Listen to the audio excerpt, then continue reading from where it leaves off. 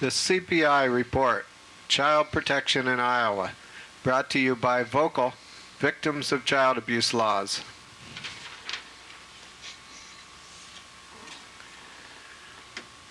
You can watch our program in Des Moines on Mediacom Channel 15, Sunday afternoon at 1 o'clock, Wednesday evening at 9:30.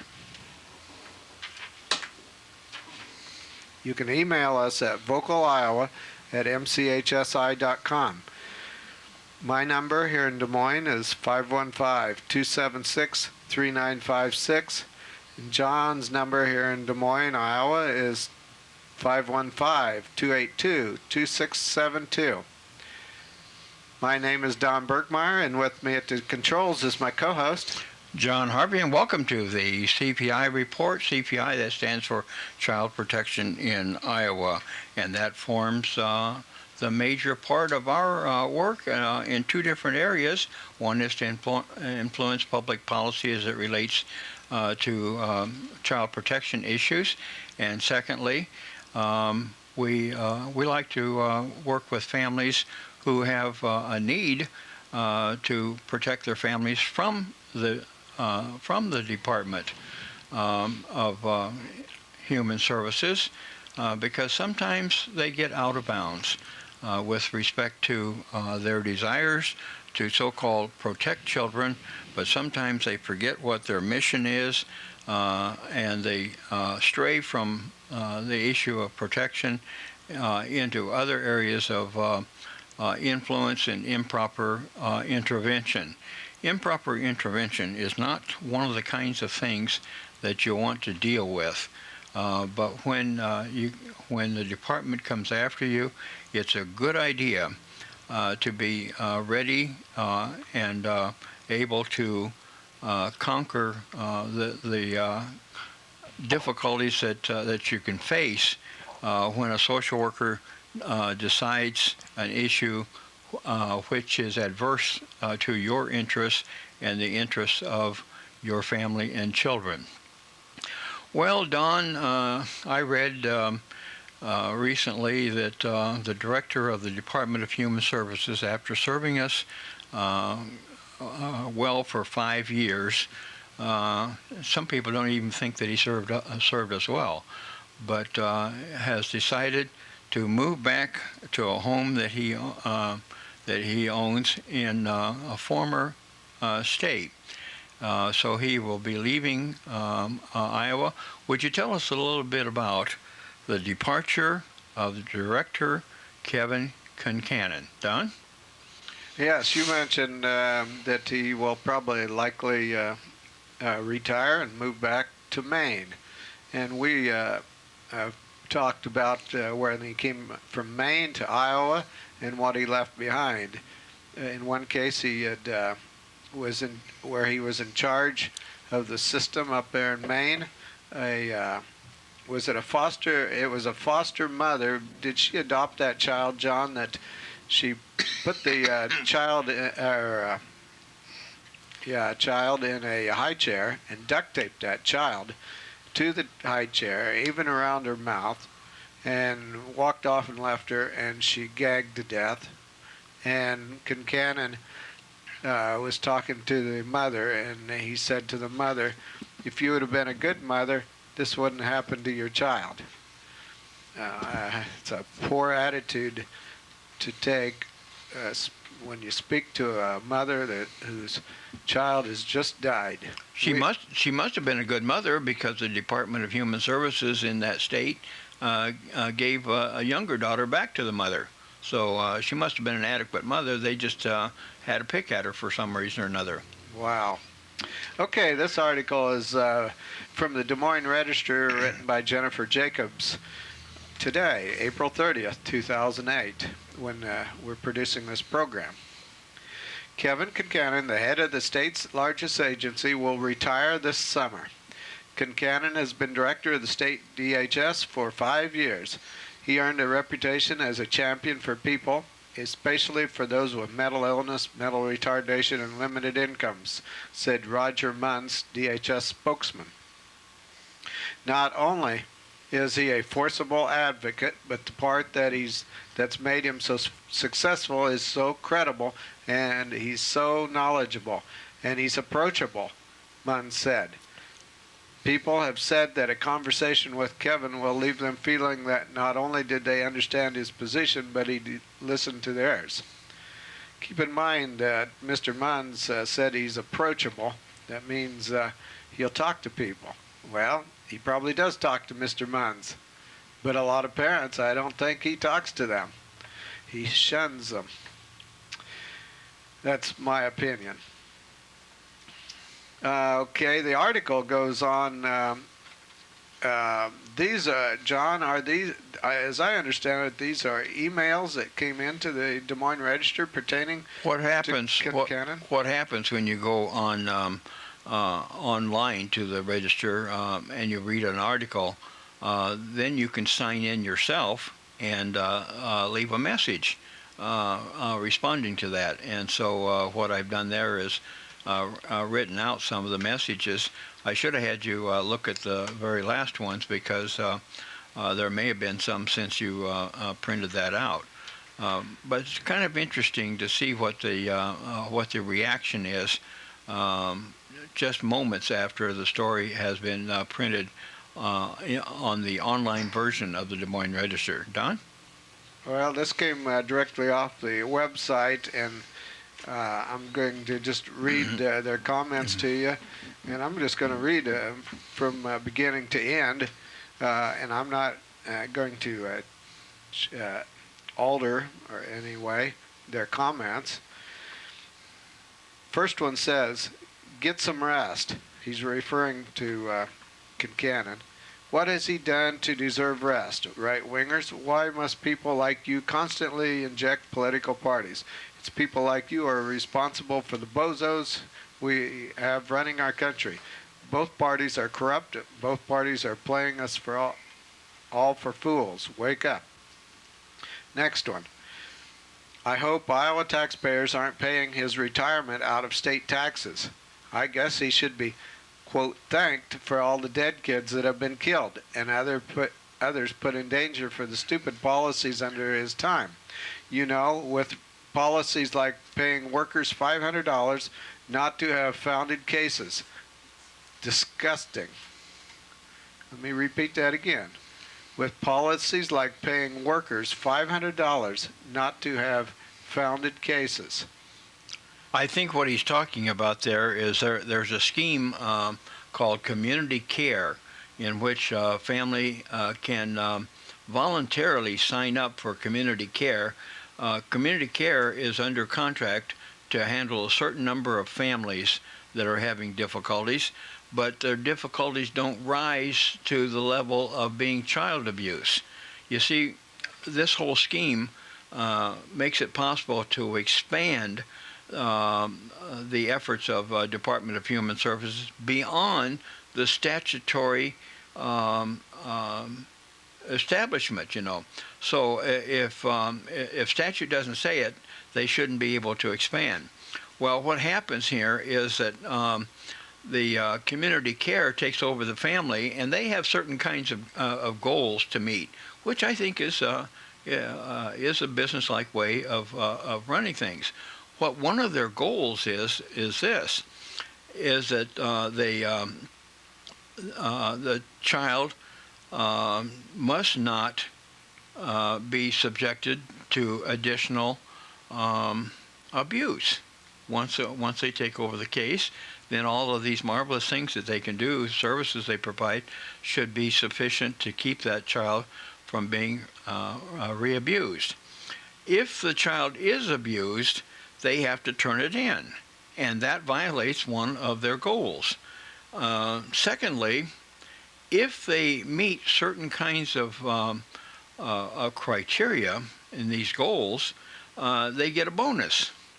So if the bonus is $500, as suggested in this particular criticism, they would lose that bonus if the child was re-abused.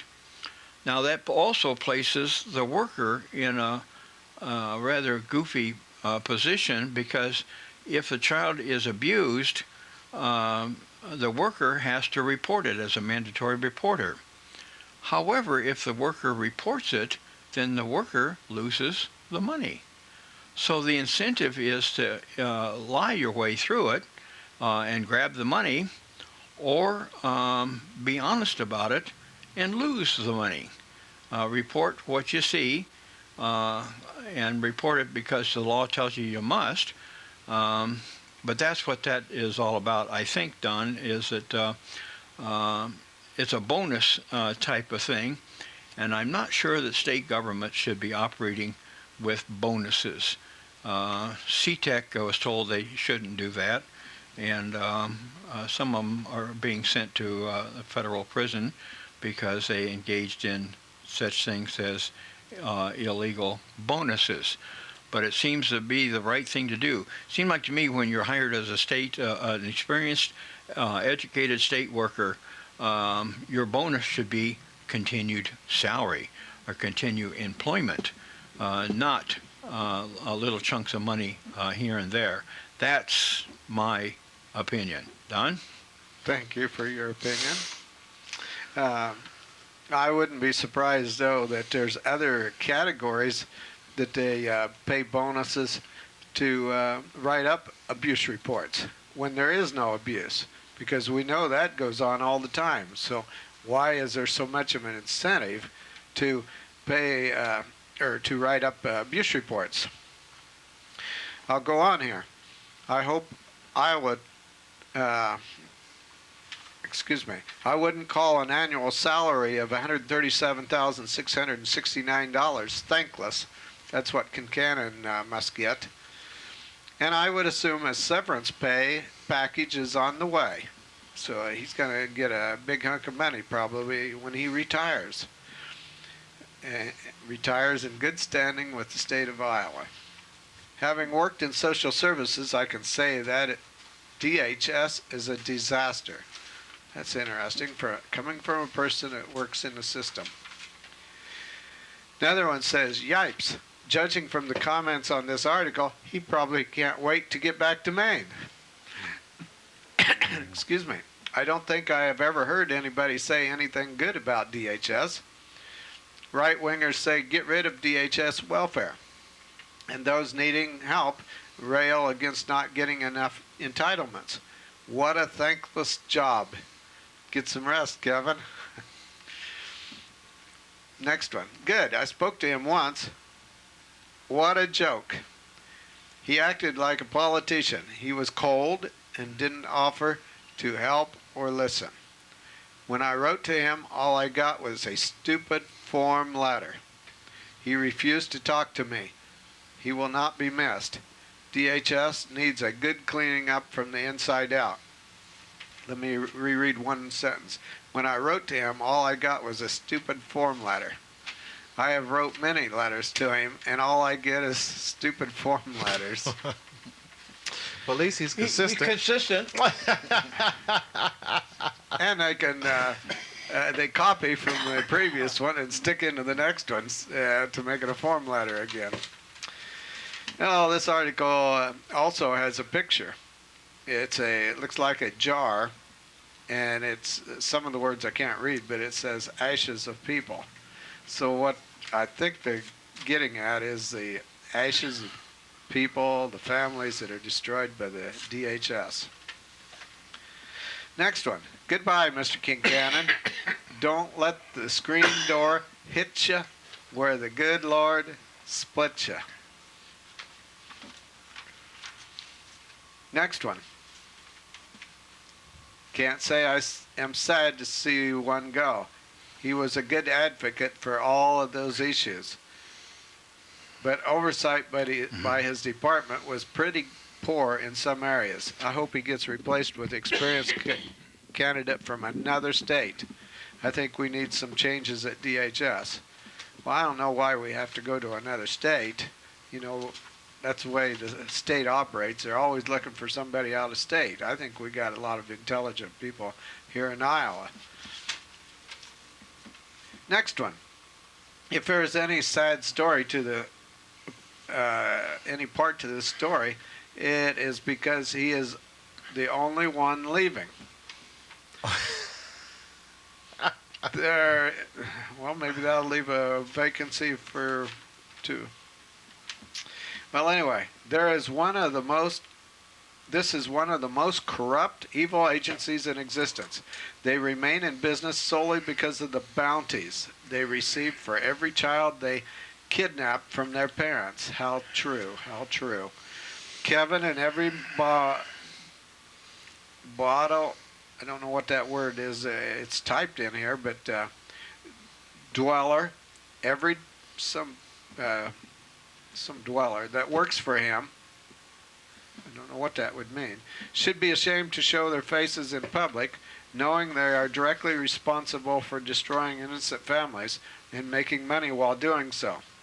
I'd like to hear how this so-called man did any good for the people suffering from mental illness, retardation, or unlimited incomes. Just a bunch of hype and PR paid for by who? The taxpayers. Who are the taxpayers? And Social Security. Where's the money go to get into Social Security? All comes from you, the people out here in Iowa. I hope your retirement is filled with nightmares of the people you and DHS has destroyed, and that it is short-lived. Next one.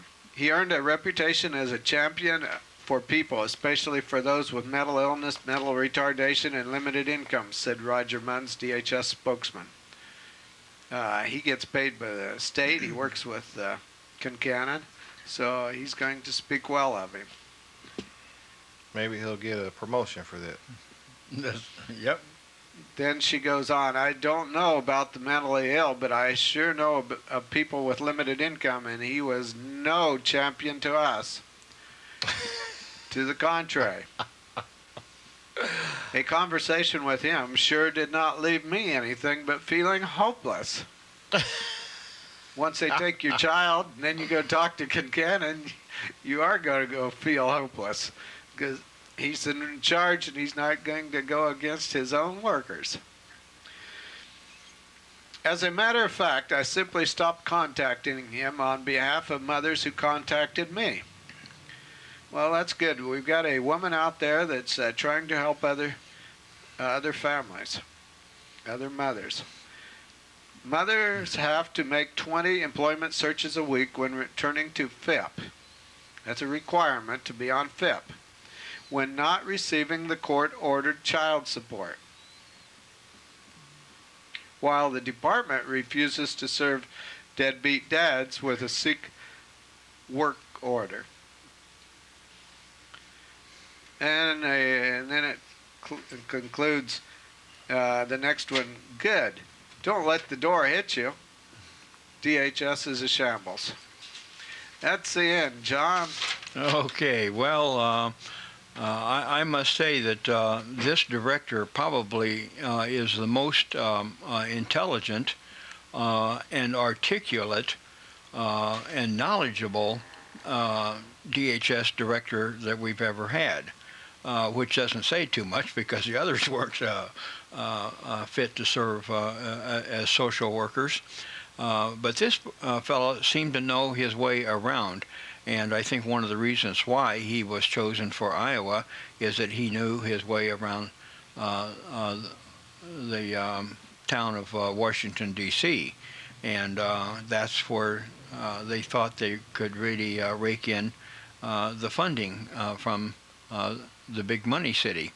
Well, here is a sign that we have picked up from a long time ago. It's in our archives. In fact, it's actually stuck to the bulletin board that we have. And this is what one fellow thinks about the Department of Human Services. He said, someday I'd like to see a for rent sign on the Department of Human Services building. It means they no longer be necessary. The name of the fellow that wrote this is Dan Boddicker, and for 10 years he served as a state representative in the House of Representatives, did a magnificent job against tremendous odds. He brought up questions like, why is it that we have to go after parents on discipline problems, for an example, because they leave a red mark on a child's seat? And the the Iowa Medical Society and everybody else just threw bricks at Dan Boddicker. But I thought he had a good idea here. Put a for rent sign on the DHS building so that everybody would know once and for all that they're not needed. Well, it's an organization that's drawing, at least at one time when I checked into it, its budget was $2.3 billion. I've lost track about how much money they're spending now. But they recently had a conference, and by the way, April is Child Abuse Month, and we've just. What do we want to abuse children for, John? Yeah, that's That's right. an interesting statement. Yeah, that's right. Well, we celebrate the. Celebrate. Yeah, we celebrate child protection issues. I don't. In February. DHS might. Well, this is when they like to bring up all of these silly stories, and I'm not sure, but what the Texas case, and we'll mention Texas here in just a wee bit, wasn't part of that uproar. In fact, they like to bring up cases from all over the United States, and I've noticed in past years that the timing of the case when it actually happened is different from the timing that it is published in April. I wonder why. Well, that's part of the celebration, is to whip up all of this nonsense, making people think that all this stuff is happening concurrently, that it's an April event.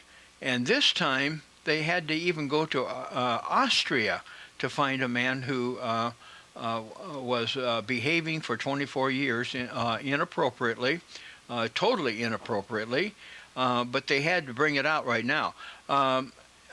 One of the other comments I have is that they push very heavily on this idea of sexual abuse because it's repugnant to think that children have to be subjected one way or another, whether it's on the internet or whatever, to issues of sexual impropriety. However, the number of cases that they have is now 4.6% of the total number of cases. So is it a time in which, as they did in the last legislative session, devote $200,000 to curbing sexual abuse? Well, they needed that money because an organization called PCA wanted it. And so they wanted to teach classes on sexual abuse so that children could be sensitized to anything that appeared to be sexually abusive. One little girl tried that in Centerville, Iowa, and her teacher had to try to defend himself in criminal court twice. So now we've lost a good third grade teacher, a gentleman who did a magnificent job for the children of Centerville, Iowa, but because they taught classes, and this little girl decided that she would demonstrate what she had learned in classes, so she managed to accuse a teacher. It seems to be a recurrent theme in today's world, and we'll be talking a little bit about hysteria in one moment. But it'll probably be 6.5 moments because we're going to talk to Terrance Walker in the meantime. One of the roadblocks that keeps any kind of reform from happening in the area of social work or child protection, the roadblock is called the justice system. The justice system is just as goofed up as other systems are. We thought we were critical of the Department of Human Services system, Don, but you read several comments of people who don't even know us, but they were willing to speak out in written form in the Des Moines Register and letting us know a little bit about what they think of the Department of Human Services.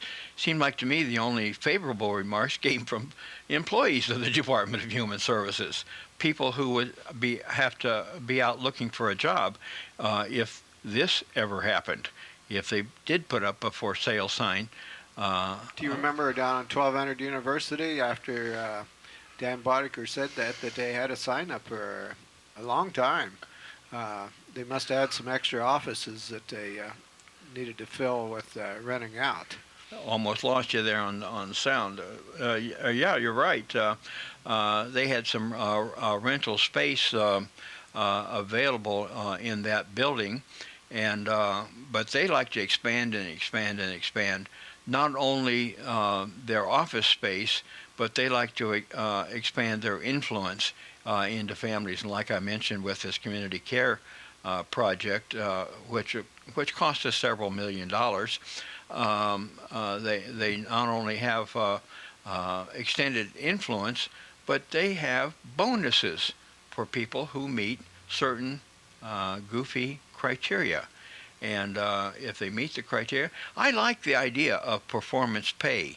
I see no particular problem with performance-based pay arrangements. But you have to have people who not only can write performance pay contracts appropriately, but you have to have people who can assess the performance to see if the performance matches what you had in mind when you wrote the performance contract. Social workers don't know how to do things like that. Well, let's get back to this business of court reform. Is there any real reason why we should not be critical of our justice system if it's gone out of whack? Well, we'll place that question before a gentleman who has given a tremendous amount of thought and spends a lot of time on the computer searching out words of wisdom, thoughts that would be helpful in reforming our system. His name is Terrance Walker. Terrance? Yeah, thanks a lot, John. You always give me a spectacular introduction. Hopefully one day I can live up to those great words. Just wanted to share a story. Didn't really have to search too far for a story this week as far as it pertains to the justice system. We have a story right here in Polk County which has been percolating for several months. One which involves justice a little bit. Another, it also involves a lot of greed, I would say, and a lot of waste, in my opinion. And we're talking about the proposed plan to build a $132 million courthouse with 37 courtrooms in it, right here in Polk County, and for 3 reasons, which was touted by the Building for Justice people, supporters. One was safety, overcrowding, and security. Now, these people were not able to point to any specific examples of why it's so overcrowded, why there's a lack of safety, why there's a lack of security. Heck, I've been to the Polk County Courthouse. You can't even bring a pen in there with this metal half the time. I had more security than I wanted.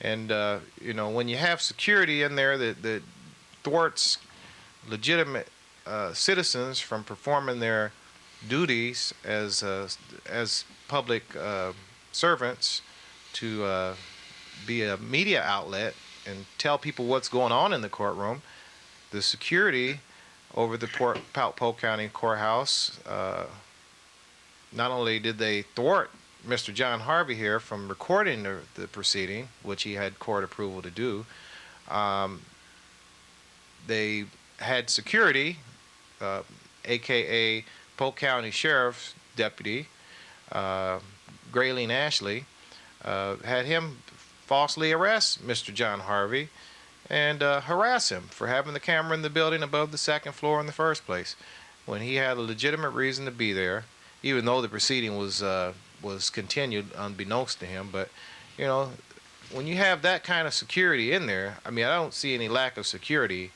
there. Now, there may be some overcrowding in some of the courtrooms, but you can go to a lot of them courtrooms, you might see one or two people in those courtrooms most of the time. So, you know, we're getting to a age, it seems like, where we want to throw a lot of money into the justice system, and you know, not necessarily into making the justice system fair or creating more of a conflict resolution type of situation where we don't have trials, where we don't have a lot of court proceedings, and where we don't have to put millions and millions of people in jail.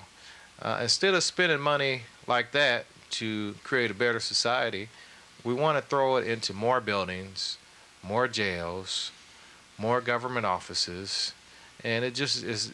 Where does the insanity stop? I mean, we've got like a huge multiplex right north of I-80, a jail system that looks like almost a federal maximum security place right here in Des Moines.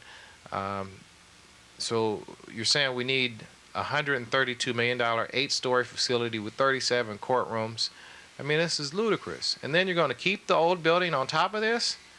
What do we need all these court proceedings for? I mean, we need to start whittling down what is really important. And then to top it off, you know, we've got increased court fees. Like if you get a ticket nowadays, I was astonished last year when I got a ticket and it was like a $70 or $80 ticket. Well, the court fee was $50 of that. So where is all this money going to? So we want to raise taxes. We want to raise, I think this fund, this new proposal, if it would have passed, would have raised everybody's property tax in Polk County over $23 a year. And that's a lot of money. I mean, I know it's not a lot incrementally, but I mean, you know, why? You know, we've got I think we have adequate facilities, and I think security is well intact. We haven't had any major reports of anybody going into the courthouse or to a courtroom hassling or assaulting anybody, and if they do, there's deputies all over that building. So I mean, I really don't see what the concern is. I know part of the concern, I have a sense that part of this concern is that, well, the judges don't want to be intermingling with regular people. So I mean, you know, I think that's a good thing. We want them to intermingle with other people, because the more they get out of touch with the fact that they are a regular person, the more we're going to have problems in this system where the judges are going to be considering themselves above the fray and start doing more and more insane things. I think this is one insane thing that was actually stopped before it got to be too much insanity. But I mean, it's liable to resurface, as they say. And one other thing that kind of astonished me, they had this vote yesterday that was voted down for this new Polk County courthouse, $132 million facility. It was voted down 56% to 43%. But the one thing that really kills me is that the designers estimate that delays would raise the cost by $600,000 per month. Now, where does a design go up $600,000 per month? I think whoever's trying to implement this plan needs to shop around for a cheaper designer and a cheaper facility, if in fact this facility is needed. I mean, because like I said, I've been to several court proceedings, and I've never experienced a full courtroom. I mean, even when you watch the ones that are televised on the news, the very publicized murder trials that you see here in Polk County every now and then, you don't really see the courtroom packed. You see like maybe 20, 30 people there. Most people choose to sit at home and just watch it on the news. They don't want to be in there and involved in all of that. So this overcrowding notion, this safety notion, security notion, I think is all a bunch of hogwash, and it's designed to get to thwart us from realizing the real issue, which is judges want to be in a nice new cushy facility where they don't have to commingle with regular people, and I don't think that's a reason to spend $132 million. I'm glad that you guys out there voted against it, and I hope that it doesn't resurface again. If not, I'm going to be out there putting yard signs up. But I think the organization Citizens for Reasonable Justice, one of the supporters of that organization, we call him John the Third. He was out there putting up roads, little signs everywhere. They put up about 850 yard signs all over the place, and that's a good thing because we need some sort of citizens out there doing the good work to let people know that their money is going to waste. But what did you have to say, Don? You were commenting about the not filling up the courtrooms. You can go in on a Friday afternoon and walk into a courtroom and not find anything going on. The lights are dark. The judges went home. The secretary or whoever is no longer there. They're gone.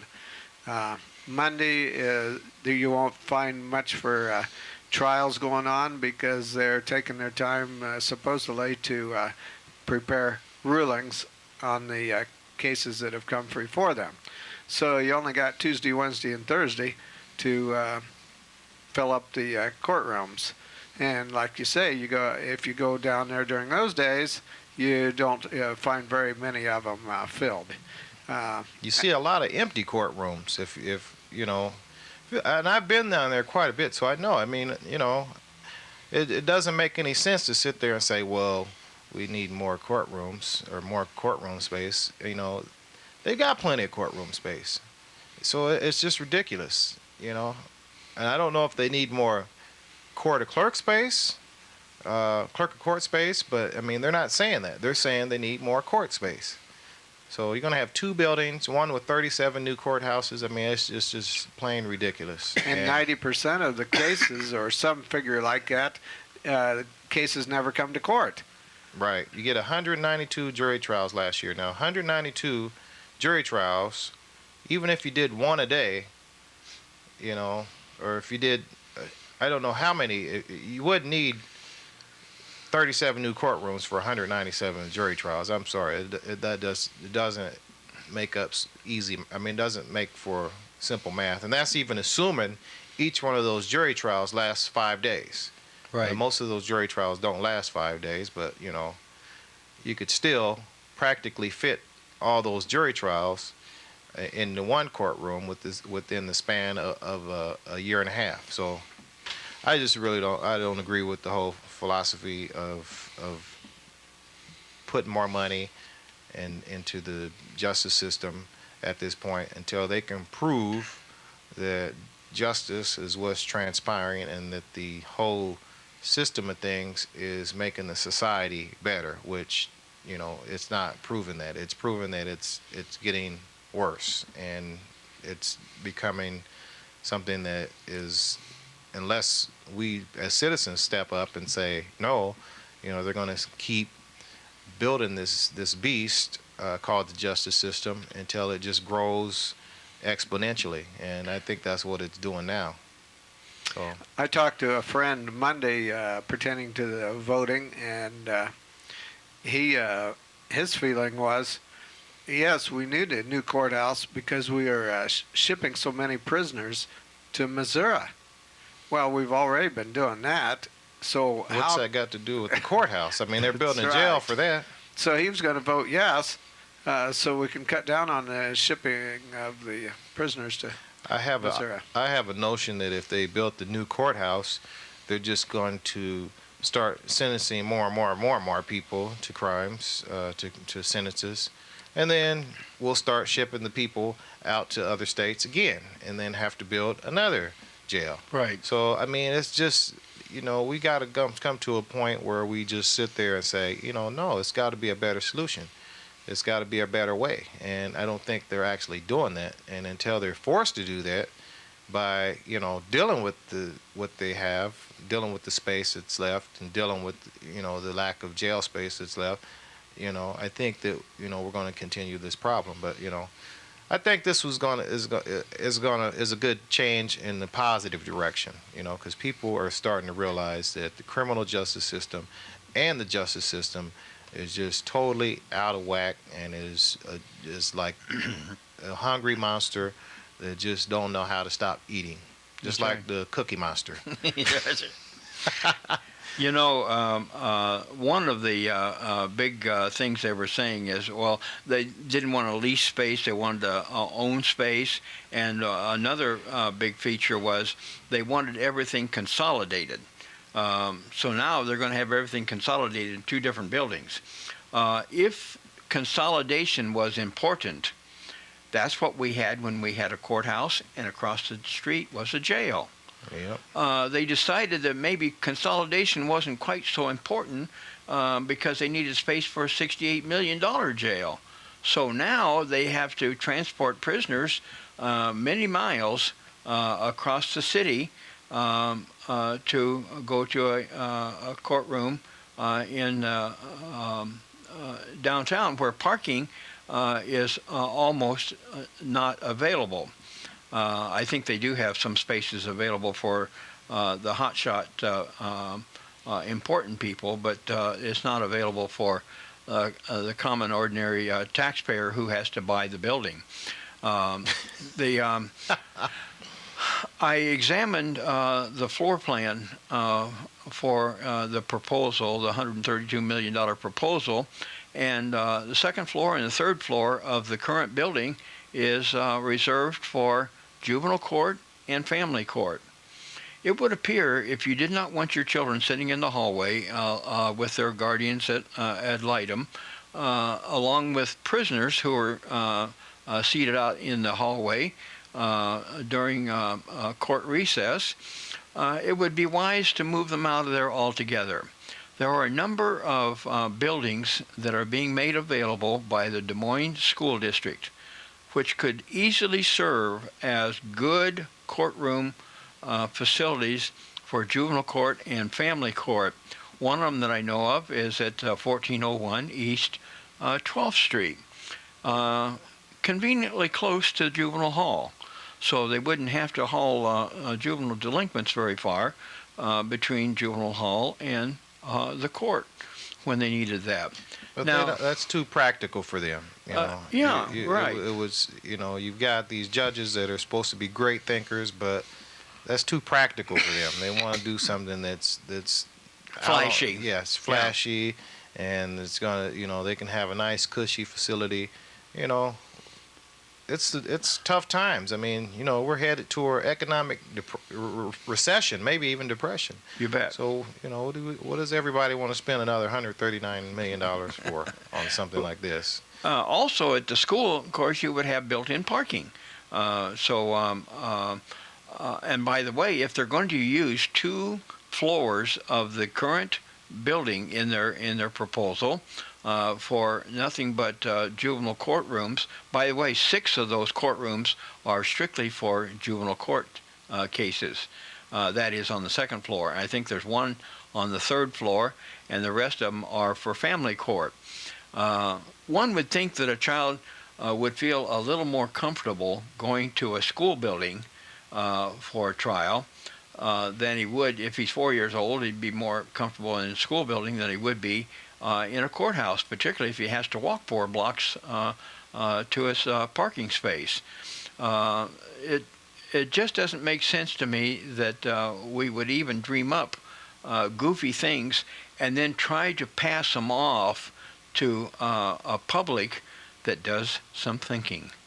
Isn't it great, Terrance, that we have a public that exercises a little bit of clear thought into important matters? Well, I think that things like this show, and then people like George Davy and some of the other people that's out there that's doing good work and educating folks about the situation. I think that's a good thing, good sign. Because I didn't really see any critical analysis of this plan in the Des Moines Register. I just was kind of like shocked. They should have presented, not only the judges and the the proponents side of the matter. They should have more so presented more of the opponents side of the matter and been more critical of the plan, because like I says, it adds up to wasteful spending when you analyze it, because they can't point to one example. I think that highlights lack of security, lack of safety, or overcrowding. I mean, those terms were just thrown out there, but there were too many examples of what that entailed. I mean, I seen somebody that said that there was a handcuffed individual from jail being escorted to a courtroom. Now, I don't think a handcuffed and shackled individual shackled up going to a courtroom presents that much of a safety concern. I mean, they're going to be in the courthouse regardless. I mean, even if it's at the new facility. So That's right. if you got a shackled and hand-bound and foot-bound individual, that's not really a safety concern, especially when they're being escorted by 2 or 3 people, and they're in a building where you can't even get a pen in there with a metal ink pen in the building. So I mean, I don't understand the safety concern, and then you got a whole bunch of deputy sheriffs in the building and right next door for that matter. So They're concerned also that for the public and children, it doesn't look good to see these prisoners come through. Well, on the other hand, you notice how they dress the prisoners up when they escort them into the courthouse, and they put them on TV. They make them look as terrible as they can when they go in front of the judge.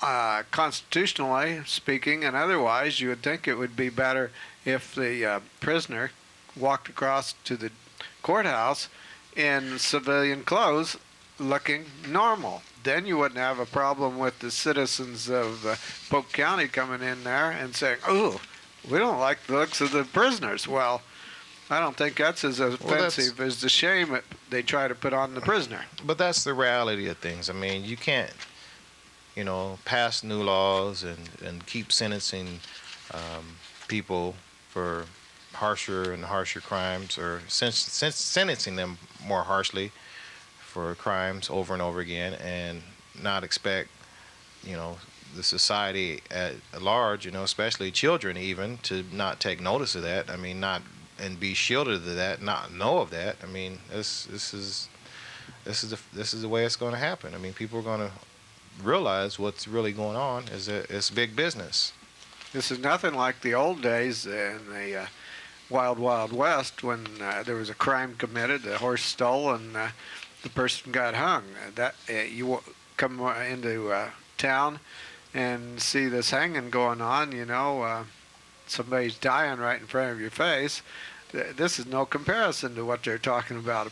Prisoners walking through into the courthouse. Okay. Well, that was a good account of what is happening here right in Polk County, and I think the real value of a goofy vote like this is to cause us to do some thinking about what it is we really need. Don't come up with $132 million to spend 132,000 or 32 million ways of spending a dollar. Tell us what it is that you actually have to have today and what you reasonably expect for tomorrow. Now, can we reasonably expect to have 6 trials going on in juvenile court every single day to occupy that second floor of the current building? To me, someone wasn't doing some real skillful thinking there. Well, I want to, before our time runs out, I want to talk about one other subject that I mentioned earlier. The name of the game here, or the word for this season, is the word hysteria. And I say it's for the season, but it's lasted for a number of decades. The word hysteria is a common delusional problem that we have. People are hung up with the word hysteria. It means panic or emotional instability or the state of extreme emotion or frenzy or madness. Anything but calm. Hysteria requires no exercise of control of one's emotion. It requires no conscious ordered pattern of thought. It requires no facts in order to draw conclusions and take action. It is highly contagious. So that when someone comes up with something on a hysterical basis, it seems to spread like wildfire. Its beginnings may be minute as significant and insignificant as a lighted match on the forest floor. Its ultimate magnitude can be as unlimited as a wind-blown forest fire at its full height of force and destruction. What is it I'm talking about here? I'm talking about the specter of child abuse, particularly child sexual abuse. Once the ladies of the house decided that it would be a good idea for them to find their place in the market so that they could be part of the office and they could have some kind of a measure of pride of earning their own way in life instead of depending upon the breadwinner. It meant that they had to leave their children somewhere. And all of a sudden, it occurred to them that those children may not be handled in a fashion that they would like for them to be treated.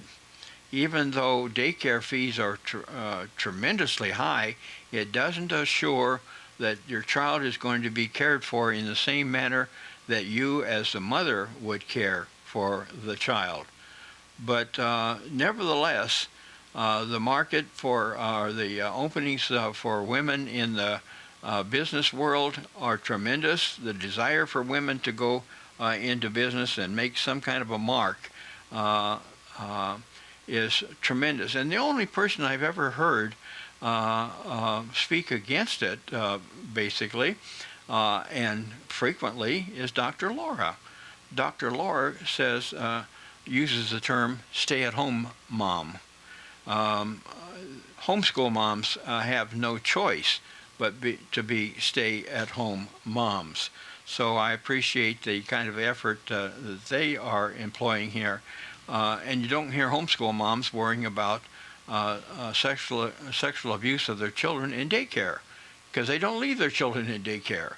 They don't leave their children for somebody else to watch. They take care of that chore themselves. One of the earliest examples of hysteria that arose in a town called Jordan, Minnesota. The accusations, the false allegations of child abuse were enormous in Jordan, Minnesota, and it nearly tore the town apart. It wasn't a very large town in the first place, but it tore the town apart. Another place that was about the same time was Manhattan Beach, California. Another one was North Carolina, where the children talked about babies being buried in the yard. Well, of course, if hysteria prevails in a situation like that, you're going to have the detectives out there with shovels, and they tore up the entire yard, finding these babies that were supposed to have been buried in the yard of the daycare center. Well, I think that we need to get out of this scheme of things where we're talking about what we think of it as facts is passed on to us as facts, but it's really nothing more than a rumor mill causing enormous hysteria. And of course, if your child is in a daycare center where you've been told that there is child abuse, even though that may not be true, it's going to be troublesome, is it not? The parent is going to be likely to make some decisions that are not really practical decisions. Closer to home was a daycare center in Ames, Iowa, where it was reported that one of the children was abused in the daycare center. So what the worker did was went in and told the people in the daycare center that they would have to turn over all their records so they could call all of the parents. So they called all the parents and said, do you realize that there is a report of child abuse in your daycare center? Well, what kind of a panic do you suppose that would cause? It was a tremendous panic that was caused, and something like half of the families pulled their children out immediately, simply because someone said that there was a report of an accusation of child abuse. There was no child abuse, but that's what was reported, and hysteria took over. The panic and everything else took over. A more tragic scene is now being played out in Texas, in which an unknown informant has told a story. In several other states it's reported, which imposed some kind of a duty on Texas authorities to remove 416 children from a compound run by an LDS ministry unit. The massive effort has run without proper statutory or constitutional authority, and I think that's where we need to be extremely careful that when we try to protect children, we do it within the rule of law, under the protections of the United States Constitution, because there are certain rights.